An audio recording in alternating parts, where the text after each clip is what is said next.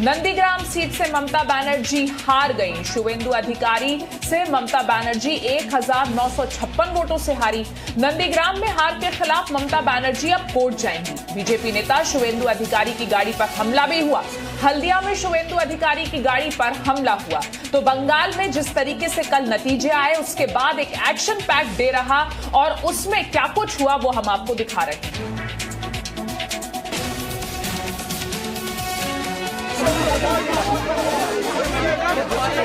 ये वही नंदीग्राम है जहां से विधानसभा चुनाव की वोटिंग के दौरान खुद ममता बनर्जी पोलिंग बूथ पर पहुंच गई। ममता बनर्जी ने धांधली का दावा किया, राज्यपाल से फोन पर बात भी की। ममता की शिकायत का तो कोई फायदा नहीं हुआ, लेकिन नंदीग्राम से ममता बनर्जी 1956 वोटों से चुनाव हार गयी। Forget one thing. For struggle, you have to sacrifice something. I struggled for Nandigram because I fought a movement. So I have forgotten now. It's okay. Let the Nandigram people, whatever they have given the verdict, I accept that. Mamata Banerjee ने एक तरफ अपनी पराजय को स्वीकार किया तो दूसरी तरफ ये दावा भी कर दिया कि कल चुनाव परिणाम की घोषणा के बाद कुछ हेरफेर की गई है और वो इसके खिलाफ कोर्ट जाएंगी। ममता ने कहा है कि वो जल्द ही हेरफेर का खुलासा भी करेंगी।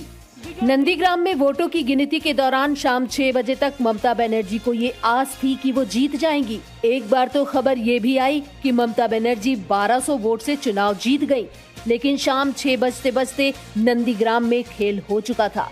ममता को पराजय का सामना करना पड़ा। ममता बनर्जी ने भले ही मीडिया के सामने कह दिया हो कि वो पराजय को स्वीकार करती हैं, लेकिन उन्होंने अपनी सीट पर वोटों की दोबारा गिनती की मांग भी की। उन्होंने एक बार फिर चुनाव आयोग पर गंभीर आरोप लगाए। An election commission, I must say, how they fought with us, just like a BJP spokesperson. Even really, I am sorry. When I raised the issue for Nandigram, you people didn't believe that how they looted. We will fight in the court case. We will file the court case and we will fight for that. Nandigram का सच स्वीकार करने के बाद आज शाम ममता बनर्जी राज्यपाल से मिलेंगी और बंगाल में सरकार बनाने का दावा पेश करेंगी। दरअसल ममता बनर्जी और बीजेपी के बीच एक साथ 2 लड़ाइयां हो रही थी। पहली जंग बंगाल की और दूसरी जंग नंदीग्राम की। नंदीग्राम टीएमसी से बीजेपी में आए शुवेंदु अधिकारी का गढ़ था और दीदी के लिए सत्ता की पहली सीढ़ी। मुकाबला ममता बनर्जी और शुवेंदु अधिकारी के बीच था। शुवेंदु अधिकारी के दावे पर बीजेपी को पूरा भरोसा था। शुवेंदु अधिकारी ने ट्वीट कर नंदीग्राम के लोगों का आभार जताया और लिखा, नंदीग्राम की जनता का उनके प्यार, भरोसे, आशीर्वाद और विश्वास और मुझे अपने प्रतिनिधि और नंदीग्राम से विधायक चुने जाने के लिए धन्यवाद करता हूँ। नंदीग्राम में ध्रुवीकरण को रोकने के लिए ममता दीदी मंदिर गयी, पूजा की। 9 मार्च को उन्होंने नंदीग्राम के चुनावी मंच पर चंडी पाठ भी किया। लेकिन शुवेंदु अधिकारी जनता को ये समझाने में कामयाब रहे कि ये पाठ वोट के लिए है। इसका मतलब ये नहीं है कि दीदी का हृदय परिवर्तन हो गया। ममता की जिस चोट को बंगाल में टीएमसी की जीत का आधार माना जा रहा है, वो चोट भी उन्हें नंदीग्राम में लगी थी। पैर में प्लास्टर था और पूरा चुनाव उन्होंने व्हील चेयर पर बैठकर लड़ा। लेकिन परिणाम के दिन जब दीदी पहली बार निकली तो व्हील चेयर नहीं था, प्लास्टर कट चुके थे और दीदी दोनों पैरों पर खड़ी थी। वो नंदीग्राम में अपनी हार को स्वीकार कर रही थी। पूजा मेहता के साथ रवि त्रिपाठी, जी मीडिया, कोलकाता। और बंगाल में कल बीजेपी नेता शुवेंदु अधिकारी की गाड़ी पर हमला हुआ। हल्दिया में शुवेंदु अधिकारी की गाड़ी पर यह हमला हुआ। टीएमसी समर्थकों पर इस हमले का आरोप लगा है। बंगाल में आम जनता का क्या हाल होगा, ये शुवेंदु अधिकारी ने अपनी गाड़ी पर हमला होने के बाद कहा। आरामबाग में बीजेपी के दफ्तर को जलाया भी गया।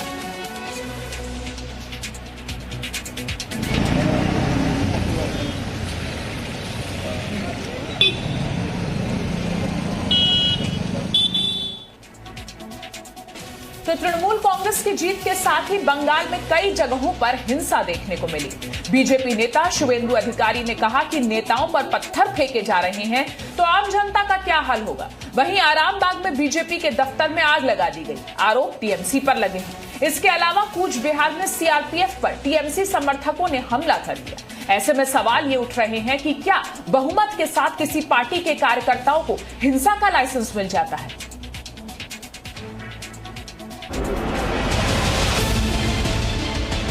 बंगाल में नंदीग्राम सीट से ममता बनर्जी को हराने वाले बीजेपी नेता शुवेंदु अधिकारी को हल्दिया में भीड़ के विरोध का सामना करना पड़ा। शुवेंदु अधिकारी और बीजेपी के विरोध में नारेबाजी हुई। हल्दिया में काउंटिंग सेंटर के बाहर निकलते ही शुवेंदु अधिकारी को पत्थरों का सामना करना पड़ा।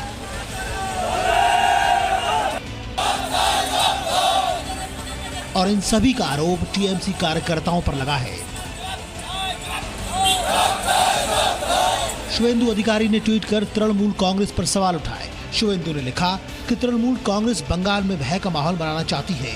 कार के शीशे को पत्थर फेंक कर तोड़ने की कोशिश हुई। अगर जनता के प्रतिनिधि को ऐसी स्थिति का सामना करना पड़ रहा है तो आम जनता का क्या हाल होगा? बंगाल में बीजेपी पर ये इकलौता हमला नहीं था। आरामबाग के बीजेपी दफ्तर में आग लगा दी गई। जमकर हंगामा हुआ, कोई रोकने वाला तक न था।